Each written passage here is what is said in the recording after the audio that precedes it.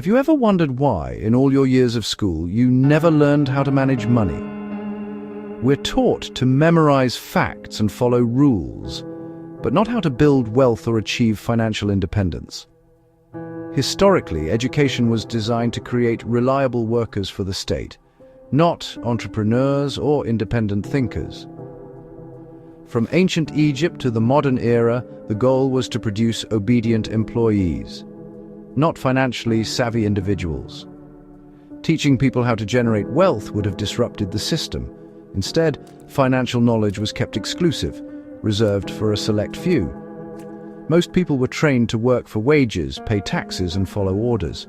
The absence of financial literacy in schools isn't an accident. It's a continuation of a centuries-old tradition. Schools prepare you for a role in the system, not to break free from it.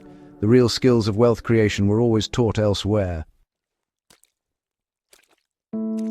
Throughout history, there were always two types of education, one for the masses and one for the elite. The elite learned about money, power, and opportunity, usually at home or through mentorship, not in school.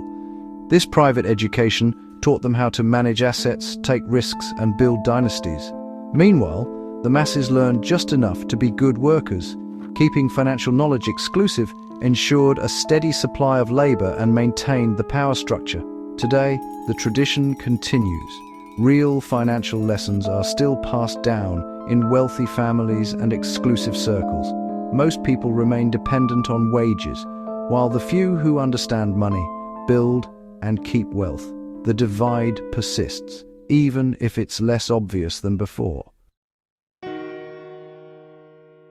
The Industrial Revolution shaped modern schooling to create punctual, obedient workers for factories.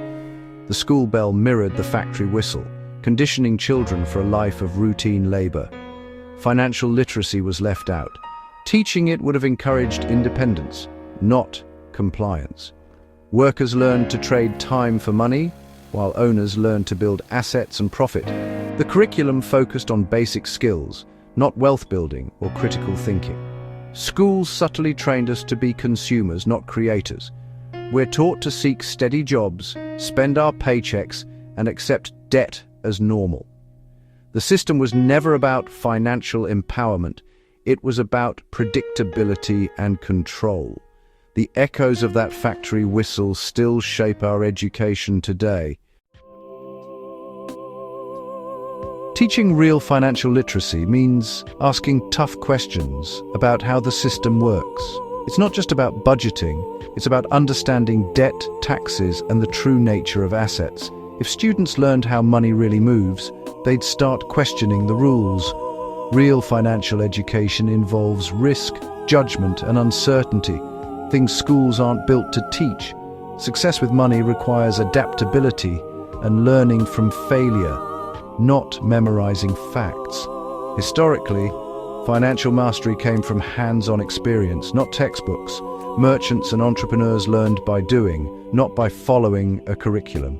Money is as much about psychology and people as it is about numbers. Trying to fit this into a standard classroom strips away its most important lessons. Since schools won't teach you, it's up to you to learn about money. In today's world, financial independence is more important than ever. The tools are out there.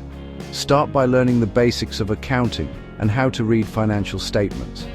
Understand the difference between assets and liabilities. It's the foundation of wealth. Develop a valuable skill you control and study how successful people manage money. Read, observe, and experiment. Self-education is essential. Shift your mindset from employee to owner, from consumer to investor. Your financial future depends on what you choose to learn next.